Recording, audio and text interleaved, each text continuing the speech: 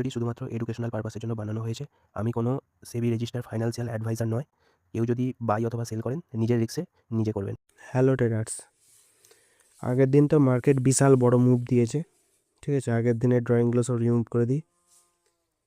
এরপর আজকের অ্যানালাইসিস, মানে আজকে মার্কেট কি মুভ দিতে পারে বা কী হতে পারে। দেখো, মার্কেট রেজিস্ট্যান্স জোন থেকে নামতে হবে। যদি বলি রেজিস্ট্যান্স জোনটা কীভাবে হচ্ছে, দেখো মার্কেট বারবার এখান থেকে কি নিয়েছে, রেজিস্ট্যান্স নিয়েছে, ঠিক আছে। আর এর পরবর্তী সাপোর্ট কোথায় আছে যদি আমরা খুঁজি, কি দেখতে পাবো, এটা, তাই তো।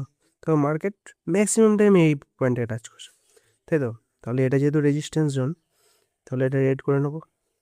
দেখো এবার এখান থেকে কি হতে পারে, মার্কেট যেহেতু রেজিস্ট্যান্স জোন থেকে নামছে, তাহলে কি হতে পারে, এখানে হয়তো এম প্যাটার্ন বানাতে পারে।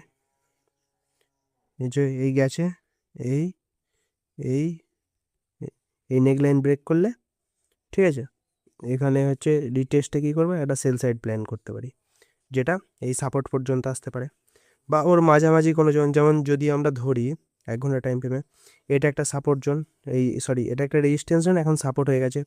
মার্কেট এই জোন থেকেও ঘুরে চলে যেতে পারে বা এই জোন থেকেও ঘুরে চলে যেতে পারে, ঠিক আছে। তাহলে আমাদের ওয়েট করতে হয়। যদি এবার আমরা লোয়ার টাইম ফ্রেমে যাই, দেখো লোয়ার টাইম ফ্রেমে এলাম, তাহলে এবার জোনগুলো আমরা যদি টানি, কি দেখতে পাবো, এটা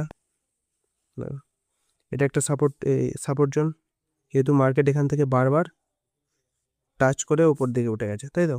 তাহলে এখান থেকে কি লোয়ার টাইম ফ্রেমে কী ভিউ হতে পারে, যে মার্কেট এখান থেকে এসে এখানে ডব্লু প্যাটার্ন ক্রিয়েট করে এখান থেকে আপসাইড মুভ দিতে পারে, ঠিক আছে। এটা গেল একটা view.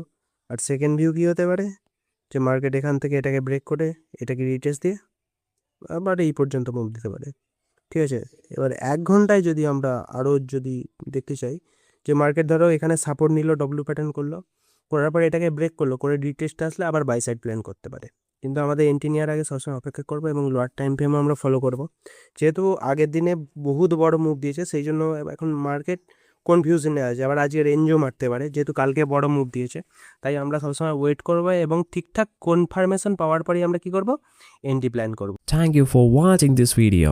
If you enjoyed it, please hit the like button and the bell notification icon.